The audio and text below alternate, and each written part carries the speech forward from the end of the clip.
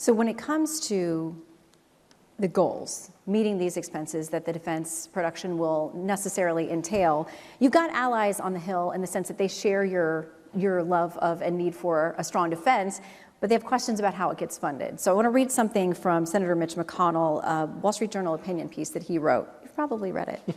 He says, in June, OMB submitted a request for 2026 that would hold annual defense spending stagnant against inflation. In the One Big Beautiful Bill Act, administration officials then created budgetary chaos, he says, by pressing Congress to squeeze multi-year efforts like shipbuilding into a one-time spending measure using a process known as budget reconciliation. This complicated maneuver left critical programs on the cutting room floor. Pentagon leaders have since acknowledged that total 2025 shortfalls after reconciliation exceed $25 billion. He goes on to say a full year bill capped by the OMB at their requested level or another full year continuing resolution would be devastating to the U.S. military and would imperil the president's military legacy. So. Thank you for bringing this up, because I think this is one of the paradigm shifts that we've seen in the last year that I actually think, A, worked, and B, is a lesson for how we can ensure that defense increases are not hamstrung by the rest of the national agenda, by some that are on the other side. So when you hear all of those arguments about how defense was capped and at a certain level, it's not reflecting the mandatory amount of spending that we did through reconciliation. So we hit a $1 trillion level with a combination of the base through discretionary and $150 billion over 2 years, most of it in this first fiscal year of 26, that allowed us to get all of these priorities, Golden Dome, shipbuilding, nuclear modernization, in a mandatory account that now has certainty.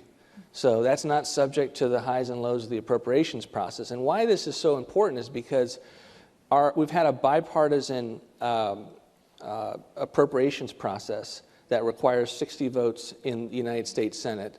And that means that defense increases has led to a ratcheting up of non-defense spending for decades. And we're just never going to be able to get our fiscal house in order with that ratchet. And that's one of the reasons we're $38 trillion in debt. We're not in this kind of debt because we can't afford to pay for our defense needs. We're in this rut because we have, A, not had victories until this administration on fiscal responsibility, and we've been in a situation where our defense increases have been held hostage by the non-defense needs.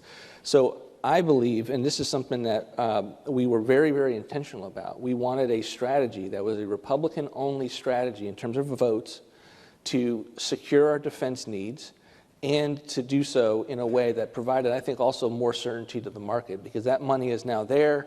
The second installment doesn't have to be fought for as hard. And I think we'll continue to do that. Have we made a decision yet on another reconciliation bill? No, we have not. And we will make sure that we continue to grow. There will not be a hole there.